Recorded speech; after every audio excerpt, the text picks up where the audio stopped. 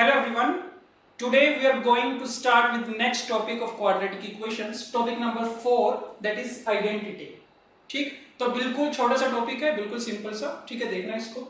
Identity define करते हैं सबसे पहले, तो इसको डेफिनेशन लिख रहे हैं. So definition an equation which is satisfied by all the values of variable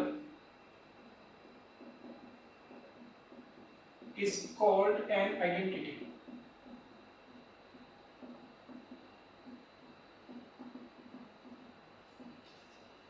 ठीक है, पढ़ते हैं इसको ध्यान से.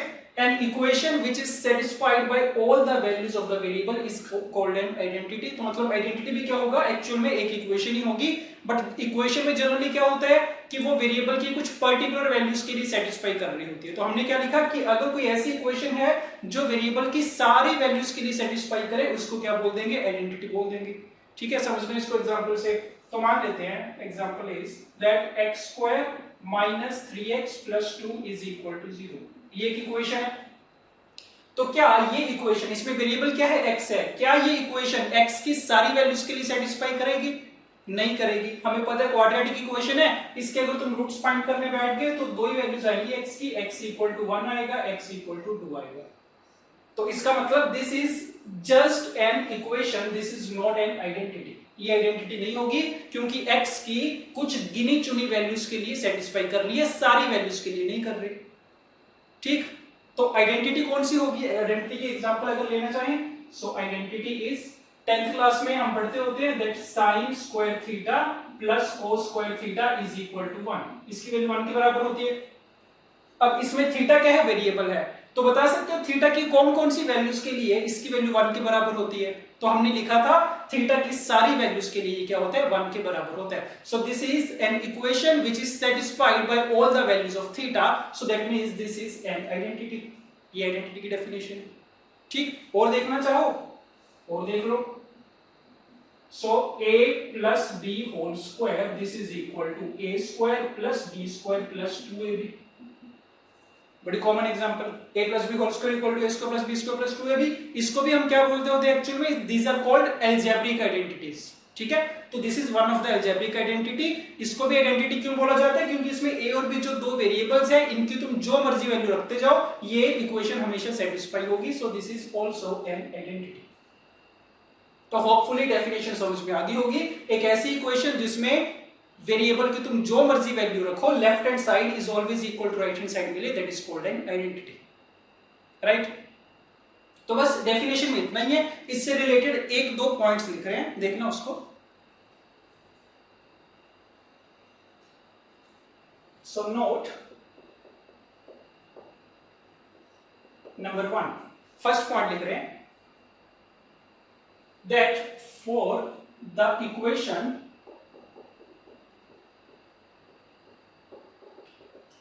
ax square plus bx plus c equal to 0 to become an identity,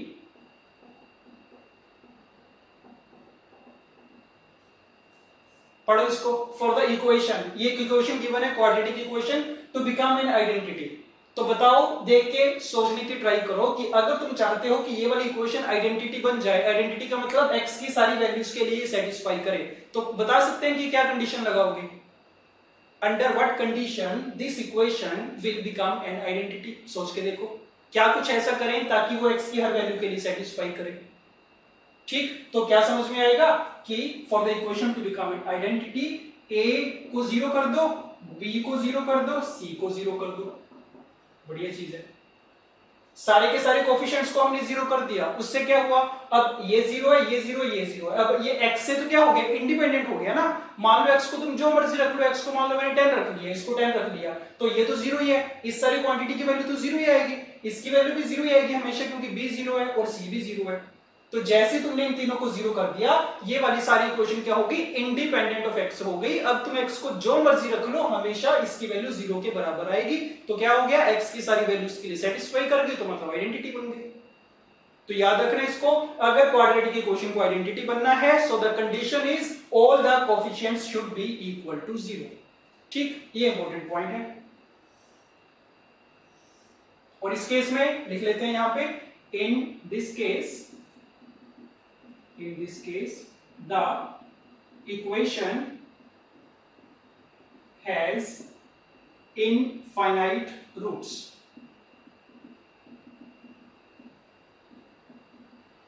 तो अगर तुम्हें याद हो, पहले हमने एक पॉइंट लिखा था कि क्वाड्रेटिक इक्वेशन के हमेशा कितने रूट्स होते हैं, 2 रूट्स होते हैं। ठीक है, तो वो तो होते हैं नॉर्मल सर्कमस्टांसेस में, जब a की वैल्यू नॉट इक्वल टू 0 हमने लिखा था। बट अगर ये तीनों 0 हो जाए, उस केस में इस इक्वेशन के कितने रूट्स होंगे, इनफाइनाइट होंगे, क्योंकि सारी की सारी वैल्यू सेटिस्फाई कर रही है। So this is point number 1। Then coming to note number 2। So note number 2 लिख रहे हैं, देखना, इफ द क्वाड्रेटिक इक्वेशन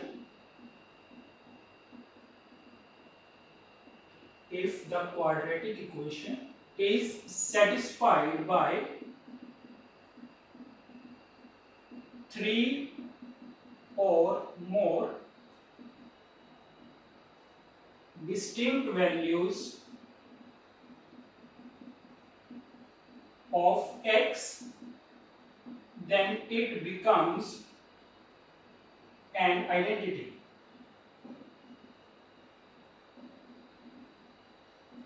ठीक है, चीज वही लिखी गई है, बस थोड़ा सा नए स्टाइल से लिखा है इसको। तो देख लो, इसको लिखने का पर्पस क्या है, काफी बार ऐसे क्वेश्चन देखने को मिल जाते हैं कि quadratic equation they the, but साथ में लिख दिया कि ये वाली इक्वेशन x की 4 वैल्यूज के लिए सेटिस्फाइड, x की 4 से ज्यादा वैल्यूज के लिए सेटिस्फाई कर रही है, 4 के लिए कर रही है सपोज, या 10 वैल्यूज के लिए सेटिस्फाई कर रही है, या इनफाइनाइट वैल्यूज के लिए सेटिस्फाई कर रही है। तो हमने कहा था नॉर्मल सर्कमस्टांसेस में हमेशा इसके 2 रूट्स होंगे। अगर 2 से ज्यादा रूट्स हैं तो वो तभी पॉसिबल है अगर वो क्या बन रही होगी, आइडेंटिटी बन रही होगी। तो वही लिखा है, if the quadratic equation is satisfied bye 3 और मोर डिस्टिंक्ट वैल्यूज ऑफ x। अगर 3 या 3 से ज्यादा रूट्स दे रखे हैं तो पक्की बात है that will be an identity. जैसे पता चलेगा आइडेंटिटी, ये कंडीशन लगा देंगे, a = 0, b = 0, c = 0, राइट। तो ये आइडेंटिटी वाला पूरा हमारा कंसेप्ट कंप्लीट हो गया, पूरा थ्योरेटिकल पार्ट कंप्लीट हो गया। अब इस पे कुछ क्वेश्चंस कर लेते हैं, सिंपल क्वेश्चंस बनेंगे। ओके, ये 2 क्वेश्चन लिखे हैं, ट्राई करते हैं इनको, देख लो। Find the value of p for which this equation is an identity. ठीक, बिल्कुल डायरेक्ट क्वेश्चन, एक क्वाड्रेटिक इक्वेशन गिवन है, पूछा गया है कि कब ये आइडेंटिटी बनेगी। कंडीशन याद रखा करो, all the coefficients should be equal to 0। तो बस कंडीशन लगाएंगे सिंपली कि आइडेंटिटी बनने के लिए this is equal to 0, this is equal to 0, this is equal to 0। So that means p² - 1 = 0, पहली कंडीशन। देन p - 1 = 0, दूसरी कंडीशन। Then p² - 4p + 3 = 0। ठीक, और इनके बीच में एंड आएगा कि ये एंड ये तीनों के तीनों एक टाइम पे हमें 0 चाहिए, तीनों के तीनों साइमल्टेनियसली 0 के बराबर चाहिए। तो देखो p की कौन सी वैल्यू के लिए ये तीनों हमेशा 0 बनेंगे। यहां से सॉल्व करोगे, p की 2 वैल्यूज आएंगी, p = 1 आएगा, -1 आएगा। तो इन 2 वैल्यूज के लिए तो x² का कोएफिशिएंट 0 बनेगा। यहां से a की वैल्यू आएगी p = 1, और यहां से क्वाड्रेटिक सॉल्व करोगे, 2 वैल्यूज आएंगी, पता चल रहा है p = 3 आएगी, 1 आएगी। तो देख लो, तीनों का बेसिकली इंटरसेक्शन लेंगे, तीनों का इंटरसेक्शन लेके p की ऐसी कौन सी वैल्यू है जिसपे तीनों 0 हो रहे हैं, तो p = 1 is the common value, that means p = 1। So p = 1 के लिए सारे कोएफिशिएंट्स 0 होंगे and this equation will become an identity. Coming to second question, if ये इक्वेशन गिवन है is true for all values of x। Quadratic equation है ना x में, और लिखा है x की हर एक वैल्यू के लिए ट्रू हो, तो बेसिकली क्या दे रखा है कि ये एक आइडेंटिटी है। ठीक है, तो पूछा गया k की क्या वैल्यू होगी, तो बस करो, आइडेंटिटी दे रखी है इसमें, तो इसकी वैल्यू 0 होगी, इसकी वैल्यू 0 होगी, और इस कांस्टेंट टर्म की वैल्यू 0 होगी। तो कर देते हैं तीनों को 0। सो a³ - 3a - 2 = 0। Next a² - a - 2 = 0, and next 2 times a⁴ - 10a + k = 0। देख लो, इसको सॉल्व करेंगे, क्यूबिक इक्वेशन है, क्यूबिक इक्वेशन को सॉल्व करने के लिए क्या करते हैं, एक रूट तुम्हें हिट एंड ट्रायल से फाइंड करना पड़ेगा। तो देख के क्या पता चलेगा, a की कौन सी वैल्यू सेटिस्फाई करेगी, a is equal to -1 satisfy कर जाएगा, चेक करके देख लो हिट एंड ट्रायल से। तो अगर a इक्वल टू -1 इसका एक रूट है, तो एक फैक्टर क्या होगा, a+1 होगा, तो इसका एक फैक्टर तो a+1 आ गया। और दूसरा फैक्टर, इन दोनों को डिवाइड करना आपस में, दूसरा क्वाड्रेटिक फैक्टर जो बचेगा वो पता चल जाएगा। ठीक है, यहां से देख सकते हैं क्या बनेगा, एक तो a² बनेगा, इससे a³ क्रिएट हो गया, प्लस a² क्रिएट हो रहा है, a² हमें नहीं चाहिए तो -a² करना पड़ेगा, तो यहाँ पे -a आ जाएगा, यहाँ पे -2 इक्वल टू 0। ये इसके फैक्टर्स बनेंगे, तो क्या बनेगा, ये a+1, इसके दो roots a -2 a+1 equal to 0, ये बन रहा है। तो a+1 का whole square into a -2 equal to 0, factorize हो गया पूरे का पूरा। यहां से a की कितनी वैल्यूज आएंगी, दो ही वैल्यूज आएंगी, डिस्टिंक्ट वैल्यूज, तो a equal to 2 a equal to -1, right. तो इन दो वैल्यूज के लिए ये वाली टर्म 0 होगी। सिमिलरली सेकंड वाले को 0 करोगे, तो ये तो हमने अभी सॉल्व किया था, ये कब 0 बना था, एक -1 पे एक 2 पे, so a is equal to -1 and a is equal to 2, right. And देख लो, इन तीनों को एक टाइम पे 0 करना था हमें, ये 2 और -1 पे हो रहा है, ये भी 2 और -1 पे हो रहा है, तो मतलब 2 और -1 पे दोनों साइमल्टेनियसली 0 होंगे, तो या तो a की वैल्यू 2 हो सकती है या फिर -1 हो सकती है। ठीक बात है, तो दोनों केसेस ले लो। तो केस 1, अगर a की वैल्यू सपोज 2 के बराबर है, तो उस केस में देख लो कि a की वैल्यू कितनी आएगी, यहाँ पे 2 रखो, 2 की पावर 4 16, 16 इंटू 2 इज 32, 32 माइनस का 20 कितना 12, तो k इज इक्वल टू -12 आ गया, k इज इक्वल टू -12, ठीक। And case number 2, when a is equal to कितना था, माइनस का 1, तो a इज इक्वल टू -1 लेके देखो यहाँ पे रखोगे, कितना बनेगा 2 प्लस 10 इज 12, 12 प्लस k, तो again k is equal to -12, ठीक। तो इसका मतलब दोनों ही केसेस में k की वैल्यू कितनी आ रही है, -12 आ रही है। तो अगर k की वैल्यू -12 होगी, उस केस में a इक्वल टू -1 और a इक्वल टू 2 के लिए क्या बन जाएगी, आइडेंटिटी बन जाएगी। हमें तो k की वैल्यू पूछी थी, a की वैल्यू तो नहीं पूछी थी, तो k की वैल्यू सिंपली a की आ गई, -12 के बराबर आ जाएगी। ओके, नेक्स्ट क्वेश्चन देखते हैं। Find the number of roots of the following equations. ये 3 पार्ट्स हैं, इसके 3 क्वेश्चंस हैं, तो हर एक केस में एक इक्वेशन दे रखी है, उसके नंबर ऑफ रूट्स फाइंड करने हैं। तो सारे क्वेश्चन को तुम ध्यान से देखोगे, ऑलमोस्ट एक ही जैसे हैं, सिमिलर क्वेश्चंस हैं, तो अगर एक क्वेश्चन हम कर पाए, उसकी हेल्प से बाकी दो आराम से हो जाएंगे। तो सबसे पहले ए को देखना, एक इक्वेशन दे रखी है, ठीक है। पहली चीज क्या नोटिस करेंगे कि कितने डिग्री की इक्वेशन है। यहां से अगर तुम देखोगे, डिनोमिनेटर से सबके क्या कांस्टेंट वैल्यूज है, इसमें अगर तुम देखोगे मल्टीप्लाई करोगे x स्क्वायर वाली टर्म आएगी, इसमें x स्क्वायर वाली टर्म आएगी, इसमें x स्क्वायर वाली टर्म आएगी, तो पूरी इक्वेशन में x की जो हाईएस्ट पावर आएगी कितनी आएगी, 2 आएगी, which means this is a quadratic equation, ठीक है। पूछा क्या गया, नंबर ऑफ रूट्स पूछे गए हैं। अब अगर क्वाड्रेटिक इक्वेशन है ना, इसके 2 ही रूट्स होंगे, पक्की बात है, until and unless this is an identity. तो बस हमें ये चेक करना है कि क्या ये आइडेंटिटी है कि नहीं। अगर आइडेंटिटी है तो बोल देंगे इनफाइनाइटली मेनी रूट्स हैं, अगर आइडेंटिटी नहीं है तो 2 रूट्स है, इतना से काम है, 2 ही पॉसिबिलिटीज है, और पॉसिबिलिटी नहीं है। तो अब कैसे चेक करेंगे आइडेंटिटी है कि नहीं। एक चीज का ध्यान रखो, क्वेश्चन देख के समझ में आ जाना चाहिए कि इतना कॉम्प्लेक्स क्वेश्चन दे रखा है ना, तो इसको वैसे तो नहीं करेंगे कि स्टैंडर्ड फॉर्म ऑफ क्वाड्रेटिक में कन्वर्ट करो, ax² + bx + c, क्योंकि उसके लिए पूरे तुम्हें एलसीएम लेने पड़ेंगे, क्रॉस मल्टीप्लाइज करनी पड़ेंगी, पूरा तामझाम करना पड़ेगा, तो वो चीज नहीं करेंगे, ठीक है। तो क्या समझ में आएगा ना, देख के देखना इसको ध्यान से। यहाँ पे b + x है, c + x है, नीचे b - a है, c - a है, ठीक। तो अगर मैं x की जगह -a रखूं तो होगा क्या, ये पूरे का पूरा कैंसिल आउट हो जाएगा आपस में। तो देखना, इस इक्वेशन के लिए हम क्या कर रहे हैं ना, x = -a रख रहे हैं, put x = -a, x = -a रख के देखो इसको, x को -a रखा तो क्या हुआ, ये वाला तो पूरा कैंसिल आउट हो गया, मतलब इसकी वैल्यू कितनी आ गई, 1 आ गई, ठीक है। तो इसकी वैल्यू यहाँ पे आ गई 1।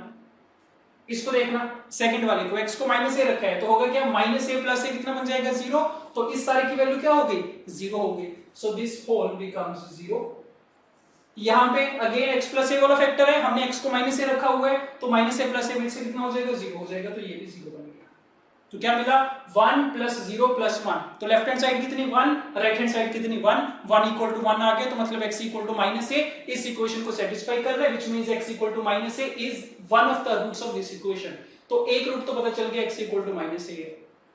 अब अगर x = -a है ना, तो x = -b भी हो जाएगा सिमेट्री से, देख सकते हो x = -b के लिए ट्राई कर लो, x = -b चेक कर लो फिर से, उससे क्या होगा जिसमें x + b वाला फैक्टर होगा उसकी वैल्यू 0 बन जाएगी, तो इस सारे की वैल्यू 0 बन जाएगी और इस सारे की वैल्यू 0 बन जाएगी, और इसमें -b रख के देखोगे इसकी वैल्यू कितनी बनेगी 1 बनेगी, तो x = -b also satisfies the equation, दूसरा रूट मिल गया x = -b। अब अगर x = -b सैटिस्फाई कर रहा है तो चाहो तो एक बार चेक कर लो x = -c भी तो सैटिस्फाई करेगा, a b और c में सिमेट्री की इक्वेशन है, x को -c रखोगे ये सारा 0 बनेगा, ये सारा 0 बनेगा, इसकी वैल्यू 1 बनेगी, again left hand side equal to right hand side, तो सेटिस्फाई कर गया, इसका मतलब ये भी सेटिस्फाई कर रहा है। तो क्या पता चला तुम्हें, एक क्वाड्रेटिक इक्वेशन थी बट हिट एंड ट्रायल से हमने कितने रूट्स फाइंड कर लिए, 3 रूट्स फाइंड कर लिए, और जब भी क्वाड्रेटिक इक्वेशन के 2 से ज्यादा रूट्स होते हैं तो पक्की बात है वो क्या होती है, एक आइडेंटिटी होती है। तो जैसे पता चला 3 रूट्स तो हमारे पास आ ही गए हैं, तो इसका मतलब क्या हो गया, दिस इज एन आइडेंटिटी। और अगर आइडेंटिटी है, क्वेश्चन में क्या पूछा गया था, नंबर ऑफ रूट्स, तो आइडेंटिटी के कितने रूट्स होते हैं, इनफाइनाइटली मेनी रूट्स होते हैं, so there are infinite roots of the given equation. तो बस ये आंसर आ गया, इनफाइनाइट रूट्स। ठीक, ओके, सेम तरीके से बी के लिए चेक कर लो, ध्यान से देखो इसको, अपने आप पता चलेगा। करना वही है, इतना कॉम्प्लेक्स है, मैन्युअली तो नहीं सॉल्व करेंगे, कैलकुलेशन तो नहीं करेंगे इसकी, तो चेक करके देखो हिट एंड ट्रायल से क्या कोई रूट फाइंड कर पा रहे हो तुम, तो क्या नोटिस करोगे, x को a रख के देखो, x को a रखोगे, ये a - b a - c सारा कट जाएगा, यहाँ पे कितना बचेगा a², x को a रखा ये सारा 0 बना, x को a रखा ये सारा 0 बना, तो लेफ्ट हैंड साइड पे a² बन रहा है, राइट हैंड साइड पे भी क्योंकि x को a रखा हुआ है तो राइट हैंड साइड पे कितनी बन रही है a², तो that means x = a satisfies the given equation. तो चेक करके देखना अपने आप, x = a सैटिस्फाई कर रहा है इसको, x = b के लिए भी चेक कर लेना, x = b भी सैटिस्फाई करेगा, x = c भी सेटिस्फाई करेगा, ये तीनों वैल्यू सेटिस्फाई कर रही है, a b and c। Again क्या पता चला, 3 रूट्स आ गए, इक्वेशन कैसी थी, क्वाड्रेटिक इक्वेशन थी, क्वाड्रेटिक इक्वेशन के 2 से ज्यादा रूट्स हैं तो आइडेंटिटी बन जाएगी, तो इसका मतलब कितने रूट्स आ गए, इनफाइनाइट रूट्स आ गए। ठीक, आइडेंटिटी की डेफिनेशन याद रखना, x की सारी वैल्यूज के लिए सेटिस्फाई करेगी, मतलब कितने रूट्स आ गए, सारे के सारे इनफाइनाइटली मेनी रूट्स आ जाएंगे। कमिंग टू सी पार्ट, ये भी वैसे लग रहा है, इसके जैसा ही है, ठीक है, ज्यादा फर्क नहीं है। चेक करो, x को a रखो, a रखोगे क्या होगा, ये सारा कैंसिल आउट, a², ये सारा 0, यहाँ पे भी a², तो x = a तो सेटिस्फाई कर रहा है, x = a। ठीक, x = b के लिए चेक करो, x = b में क्या होगा, ये सारा 0, इस सारे की वैल्यू कितनी, b² = b² सेटिस्फाई कर जाएगा, तो x = b भी सेटिस्फाई कर गया। x = c चेक करो, x को c रखोगे, देखना ध्यान से क्या होगा, ये सारी वैल्यू कितनी 0 बनेगी, ये सारी वैल्यू कितनी 0 बनेगी, और राइट हैंड साइड कितनी बनेगी, c² बनेगी, तो लेफ्ट हैंड साइड तो 0 आ रहा है, राइट हैंड साइड कितना आ रहा है, c² आ रहा है, क्या दोनों बराबर आ रहे हैं, नहीं आ रहे, तो इसका मतलब क्या कि x = c इसको सेटिस्फाई नहीं कर रहा। तो क्या ये आइडेंटिटी हो सकती है, नहीं हो सकती। आइडेंटिटी का मतलब क्या होता है, x की हर एक वैल्यू के लिए सेटिस्फाई करेगा, बट हमें एक ऐसी वैल्यू मिल गई जिसके लिए नहीं सेटिस्फाई कर रहा, तो इसका मतलब आइडेंटिटी तो नहीं होगी। तो थी कौन सी इक्वेशन, क्वाड्रेटिक इक्वेशन ही तो थी, तो इसके 2 रूट्स हमें जो मिले हैं, x = a x = b, बस वही इसके 2 रूट्स होंगे, इसके अलावा कोई रूट नहीं हो सकता। ठीक है, रिपीट कर रहा हूं एक बार, हमने देखा क्वाड्रेटिक इक्वेशन है, हमने बोल दिया 2 ही पॉसिबिलिटीज है, या तो 2 रूट्स होंगे या फिर क्या होगी, आइडेंटिटी होगी। आइडेंटिटी के लिए क्या होना चाहिए, x की सारी वैल्यूज के लिए सेटिस्फाई करना चाहिए, बट हमें पता चल गया कि x = c तो नहीं सेटिस्फाई कर रहा, इसका मतलब आइडेंटिटी नहीं होगी, तो कौन सी पॉसिबिलिटी बची, क्वाड्रेटिक होगी, 2 ही रूट्स होंगे, और वो 2 रूट्स कौन से होंगे इस केस में, x = a and x = b, सो इसके कितने रूट्स आ गए, 2 रूट्स आ गए, 2 रूट्स होंगे। ठीक है, ओके, 2 क्वेश्चंस और ट्राई कर रहे हैं इस पे, देखना। क्वेश्चन नंबर 1 देख रहे हैं, find the values of a b c such that this quadratic polynomial is equal to this quadratic polynomial. ठीक है, सबसे पहले तो इस स्टेटमेंट का मतलब समझ लो, जो कि जनरली हमें समझ में नहीं आता पहली बार में कि क्वेश्चन की स्टेटमेंट का मतलब क्या है। सुनना इसको ध्यान से, लेफ्ट हैंड साइड पे क्या गिवन है, एक क्वाड्रेटिक पॉलिनोमियल गिवन है, राइट हैंड साइड पे अगर तुम ध्यान से देखो x स्क्वायर वाली टर्म है, x स्क्वायर वाली टर्म है, x स्क्वायर वाली टर्म है, तो राइट हैंड साइड पे भी क्या गिवन है, एक क्वाड्रेटिक पॉलिनोमियल। तो दोनों तरफ एक एक क्वाड्रेटिक पॉलिनोमियल गिवन है और बीच में इक्वल टू का साइन है, तो ये हमें क्या बता रहा है कि ये दोनों पॉलिनोमियल्स आपस में बराबर हैं। दो पॉलिनोमियल्स आपस में बराबर होने का मतलब क्या, कि दोनों की वैल्यू हमेशा आपस में बराबर आएगी for all values of x। x को जो मर्जी रख लो, इस पॉलिनोमियल की वैल्यू इस पॉलिनोमियल की वैल्यू हमेशा बराबर आएगी। ये एक तरीका है इसको समझने का, ठीक है। दूसरी चीज, इस चीज का ध्यान रखना, तुम ये सोच सकते हो कि यहां से x स्क्वायर वाली टर्म आएगी, x वाली टर्म आएगी और कांस्टेंट टर्म आएगी, उनको अगर तुम यहां पे जाके क्लब कर लो ना, तो तुम्हारे पास क्या बन जाएगा, एक इक्वेशन बन जाएगी। कैसी, ax square plus bx plus c equal to 0 type की। तो उस तरीके से इसको नहीं ट्रीट करेंगे कि ये क्वाड्रेटिक इक्वेशन है और वहां से मैं x की वैल्यूज निकाल रहा हूं, वो इसका मतलब नहीं है, ठीक है। इसने दे रखा है हमें कि ये दोनों हमेशा आपस में बराबर हैं। Two polynomials are always equal for every value of x। तो इसका मतलब लिख रहा हूं मैं, एक तो इसको देखने का तरीका ये, that two polynomials are equal, two polynomials are equal for every value of x, ठीक है। और इसी को समझने का दूसरा तरीका क्या है, दूसरा ये कि क्योंकि x की सारी वैल्यूज के लिए दोनों आपस में बराबर हैं, इसका मतलब this equation is nothing but an identity. Identity का मतलब यही तो होता है कि एक ऐसी इक्वेशन जो x की सारी वैल्यूज के लिए सेटिस्फाई करे, left hand side equal to right hand side है। तो दूसरे इसको देखने का तरीका ये भी है that it is an identity. तो इन दो तरीकों से हम इसको इंटरप्रेट कर सकते हैं। तो एक बार अगर हमें इतनी चीज समझ में आ गई, उसके बाद ए बी सी की वैल्यू फाइंड करना आसान है। कैसे करेंगे, सुनना, अगेन इंटरेस्टिंग चीज है। अगर तो तुम इस तरीके से जा रहे हो ना कि two polynomials are equal for every value of x, तो याद रखा करो पहली चीज तो कि दो पॉलिनोमियल्स आपस में बराबर कब होते हैं, जब उनके कॉरेस्पॉन्डिंग कोएफिशिएंट्स हमेशा बराबर हों। कि इस साइड जो x स्क्वायर का कोएफिशिएंट है और इस साइड जो x स्क्वायर का कोएफिशिएंट है वो आपस में बराबर हो, इसमें x का कोएफिशिएंट इसमें x का कोएफिशिएंट बराबर हो, इसमें कांस्टेंट टर्म इसमें कांस्टेंट टर्म बराबर हो। इस केस में दोनों पॉलिनोमियल्स आपस में बराबर होते हैं। तो एक तरीका इसको करने का ये है, मेथड नंबर 1, कि दो पॉलिनोमियल इक्वल है, उनके कॉरेस्पॉन्डिंग कोएफिशिएंट्स इक्वेट कर दो। करते हैं, x स्क्वायर का कोएफिशिएंट इक्वेट करोगे कितना आएगा 3, और राइट हैंड साइड पे कितना a x स्क्वायर, a आएगा यहां से b यहां से c, तो 3 equal to a plus b plus c, एक इक्वेशन बनेगी। x वाले कोएफिशिएंट्स इक्वेट करके देखो, इस साइड पे तो 16 है, तो कितना बनेगा ये 16 इज इक्वल टू, यहां से देखो कितना आएगा, ये 5x आएगा, तो मतलब 5a बन गया। यहां से कितना बनेगा 4b, यहां से कितना 3c, तो 5a plus 4b plus 3c। और सिमिलरली कांस्टेंट टर्म्स इक्वेट करेंगे तो 23 is equal to 6a plus 3b plus 2c, so 23 equal to 6a plus 3b plus 2c। ये बात ठीक है। तो हमने बोल दिया दो पॉलिनोमियल्स आपस में बराबर हैं, उनके कॉरेस्पॉन्डिंग कोएफिशिएंट्स क्या होंगे, आपस में बराबर होंगे, तो उनको हमने इक्वेट कर दिया।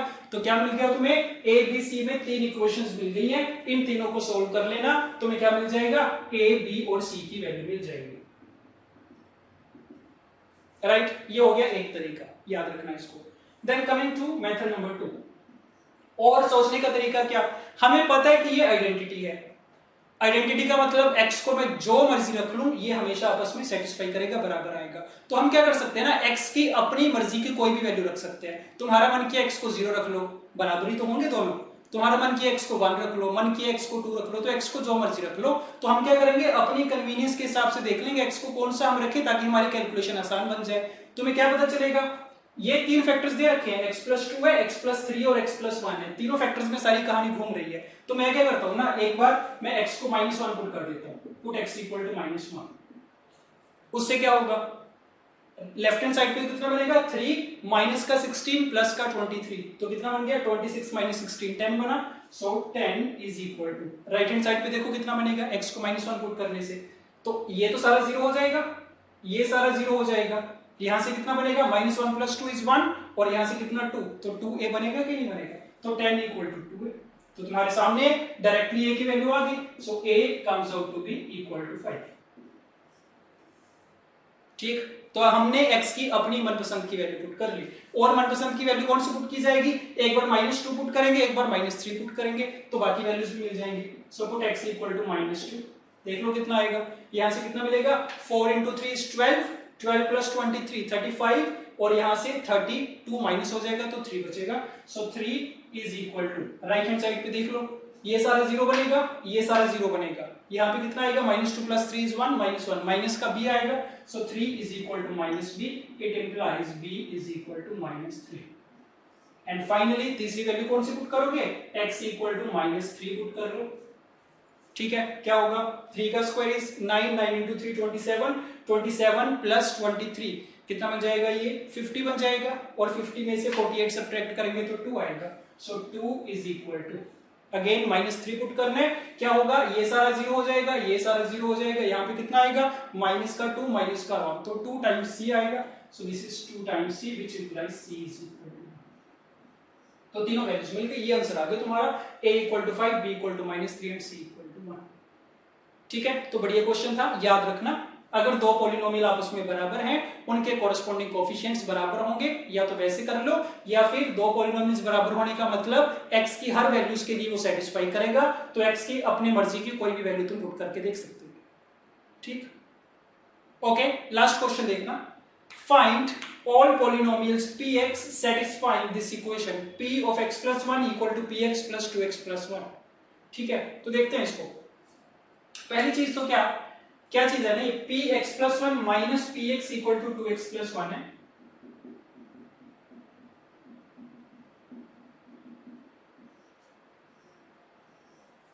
देखना इसको ध्यान से, हमें बताना है ऐसे कितने पॉलिनोमियल्स होंगे जो इस कंडीशन को सेटिस्फाई करेंगे। अब पॉलिनोमियल है तो सबसे पहले तो चेक करना पड़ेगा कितने डिग्री का पॉलिनोमियल होगा। ठीक है, तो अगर तुम ध्यान से सोचने की ट्राई करो ना, तो होगा क्या, अगर मान लो px 3 डिग्री का पॉलिनोमियल है, px अगर 3 डिग्री का पॉलिनोमियल है, तो p of x + 1 कितने डिग्री का होगा, ये भी 3 डिग्री का होगा। ठीक है, अगर px 3 डिग्री का है तो p of x + 1 का मतलब क्या है कि जो px वाला पॉलिनोमियल है उसमें x की जगह क्या रिप्लेस कर देंगे, x + 1 रिप्लेस कर देंगे, तब भी उससे उसकी डिग्री नहीं चेंज होगी। अगर पहले 3 का था, ये भी 3 का आएगा, तो इन दोनों की जो सब्ट्रैक्शन है, सब्ट्रैक्शन करके जो पॉलिनोमियल आएगा कैसा आना चाहिए, एक लीनियर पॉलिनोमियल आना चाहिए। तो सोच के देखना पड़ेगा कि ऐसा कितने डिग्री का तुम पॉलिनोमियल चूज करो ताकि इन दोनों के सब्ट्रैक्शन से जो पॉलिनोमियल आए वो एक लीनियर पॉलिनोमियल आए। आ रही बात समझ में? अब अगर तो देख के डायरेक्टली पता चल जाए तो बढ़िया बात है, अगर नहीं पता चले तो हम क्या करेंगे, एग्जांपल लेके देखते जाएंगे, पहले 3 डिग्री का ले लिया, 4 डिग्री का ले लो, 2 डिग्री का ले लो, देख के पता चल जाएगा। तो मानते हैं कि 3 डिग्री का पॉलिनोमियल है, suppose px, so let degree of px is equal to 3। देखते जाना इसको, तो अगर 3 डिग्री का मान ले तो कैसा मान ले, ऐसा मान लेते हैं कि this is ax³ + bx² + cx + d। ये बात ठीक है। तो अगर px ये माना हमने, कोई भी जनरल 3 डिग्री का पॉलिनोमियल ऐसे माना जाता है, तो p of x + 1 क्या होगा, x की जगह x + 1 रख देंगे, बस और कुछ नहीं है, प्लस b x + 1 का square plus c x + 1 + d। तो पता चल रहा है ना देख के कितने डिग्री का बन रहा है, ये भी 3 डिग्री का, तो दोनों की डिग्री तो हमेशा बराबर ही आएगी। अब चेक करो, अगर मैं दोनों को सब्ट्रैक्ट करूं ना, px + 1 - px, तो क्या लग रहा है देख के कितने डिग्री का बनेगा ये, देखना इसको, ये क्या चीज है, ax³ वाली टर्म आएगी यहां से, और ये ax³ कैंसिल आउट हो जाएगा आपस में, तो x³ वाली टर्म तो कट जाएगी।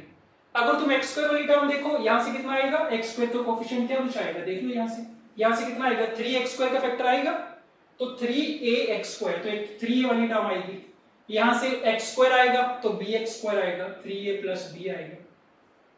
ठीक, और यहां से x² वाली टर्म कितनी है, b है, तो माइनस का b। देख सकते हो इसको अपने आप, सिर्फ कैलकुलेशन कर रहा हूं मैं कि px + 1 में जो x² का कोएफिशिएंट आ रहा था, कितना आ रहा था, 3a + b, और इसमें x² का कोएफिशिएंट कितना, b, ये कैंसिल आउट हो गए तो कितना बचा, 3ax² बचा, प्लस कुछ ना कुछ x वाली टर्म होगी, बाद में देखते हैं, कुछ कांस्टेंट टर्म होगी, बाद में देखते हैं। ठीक है, तो क्या पता चला कि अगर तुमने px 3 डिग्री का पॉलिनोमियल लिया ना, तो इन दोनों की सब्ट्रैक्शन कितने डिग्री का पॉलिनोमियल दे रही है तुम्हें, 2 डिग्री का पॉलिनोमियल दे रही है, क्योंकि जो 3 डिग्री वाली पावर थी, 3 डिग्री वाली पावर थी, वो क्या होगी, कैंसिल आउट होगी, 3 पावर वाली जो टर्म थी वो कैंसिल आउट होगी। ठीक, तो अगर px 3 डिग्री का है, इनका सब्ट्रैक्शन 2 डिग्री का आएगा। अगर px 4 डिग्री का लिया होता तो क्या होता, यहाँ पे ax की पावर 4 होता, यहाँ पे ax प्लस 1 की पावर 4 होता, तो फिर से क्या होना था, ax की पावर 4 ax की पावर 4 कट जाता और फिर x क्यूब वाली टर्म आ जाती, तो मतलब 3 डिग्री का पॉलिनोमियल बचता। तो देख के आइडिया लग रहा होगा कि px जितने डिग्री का लोगे, अगर n डिग्री का लोगे ना, तो px प्लस 1 माइनस px कितने डिग्री का आएगा, 1 डिग्री कम का आएगा, n माइनस 1 डिग्री का आएगा। अब यहाँ पे क्या चीज है, हमें कितने डिग्री का चाहिए, 1 डिग्री का। लीनियर चाहिए, तो लीनियर कब आएगा, जब px कैसा हो, एक क्वाड्रेटिक पॉलिनोमियल हो। तो पता चल गया कि px जो है वो एक क्वाड्रेटिक पॉलिनोमियल होगा। px is a quadratic polynomial. ठीक है, तो बस अब तो काम आसान हो गया, अगर एक बार ये पता चल गया तो वैसे स्टार्ट कर लेंगे। तो मान लो लेट px कैसा है, क्वाड्रेटिक का मतलब ax² plus bx plus c, ये मान लिया। तो px प्लस 1 क्या हो जाएगा, a टाइम्स x प्लस 1 का square plus b times x plus 1 plus का c। सब्ट्रैक्ट कर लो दोनों को, सो px प्लस 1 माइनस px करके देखो कितना आएगा, ax² कट जाएगा, x का कोफिशिएंट कितना, यहां से 2a प्लस b और ये b कट जाएगा तो 2ax आएगा। कांस्टेंट टर्म में देखो, यहां पे कांस्टेंट टर्म कितनी आएगी, एक तो यहां से 1 आएगी, 1 into a is a plus b plus c, a plus b plus c आएगी, इसमें c कट जाएगा तो a प्लस b आएगा। तो ये आएगा px प्लस 1 माइनस px करके, 1 डिग्री का पॉलिनोमियल आ रहा है और ये किसके बराबर दे रखा है, 2x प्लस 1 के बराबर। तो ये किसके बराबर कर दोगे, 2x प्लस 1 के बराबर कर दोगे। ठीक, तो हमने px plus 1 minus px find किया, उसको बराबर कर दिया 2x प्लस 1 के। तो कौन सी सिचुएशन है, एक 1 डिग्री का पॉलिनोमियल, एक 1 डिग्री का पॉलिनोमियल, दोनों बराबर हैं। जब भी दो पॉलिनोमियल्स आपस में बराबर होते हैं, उनके corresponding coefficients are always equal. तो कर दो, इसमें x का कोएफिशिएंट, इसमें x का कोएफिशिएंट बराबर करेंगे, सो यहां से क्या मिलेगा, 2a इज इक्वल टू 2। इसमें कांस्टेंट टर्म, इसमें कांस्टेंट टर्म बराबर करेंगे, क्या मिलेगा, a plus b equal to 1। तो कितना आ गया, a इक्वल टू 1 आया, b इक्वल टू कितना आया, 0 आया। सो a की वैल्यू पता चल गई 1 फिक्स, b की वैल्यू फिक्स हो गई 0। हमें क्या पूछा था, px पूछा गया था, कितने पॉलिनोमियल्स होंगे, तो px में a को 1 रख देंगे, b को 0 रख देंगे। c के बारे में कोई इंफॉर्मेशन नहीं मिली, तो c की वैल्यू कुछ भी हो सकती है। तो इसका मतलब px तुम्हारा कैसा आ गया, that means px is equal to a की वैल्यू 1, b की वैल्यू 0, तो कितना आ गया, x² प्लस c आया। ठीक, तो इसका मतलब ये c पे कोई कंडीशन नहीं है, c को तुम जो मर्जी रख लो, एनी रियल नंबर। तो अगर तुम ऐसा कोई भी पॉलिनोमियल लोगे इस फॉर्म का, तो उससे क्या होगा, हमेशा ये वाली कंडीशन सेटिस्फाई हो जाएगी। और क्वेश्चन में वही पूछा गया था कि ऐसे सारे के सारे पॉलिनोमियल्स बताओ जो इस कंडीशन को सेटिस्फाई करें। So how many polynomials are there, there are infinitely many polynomials of the form px equal to x² plus c। Right, तो ये बढ़िया क्वेश्चन है, इंटरेस्टिंग क्वेश्चन है, इसको एक बार दोबारा से देखना खुद से, ठीक है, आ जाएगा समझ में। राइट, तो इसी के साथ आइडेंटिटी वाला topic is done. Okay, thank you.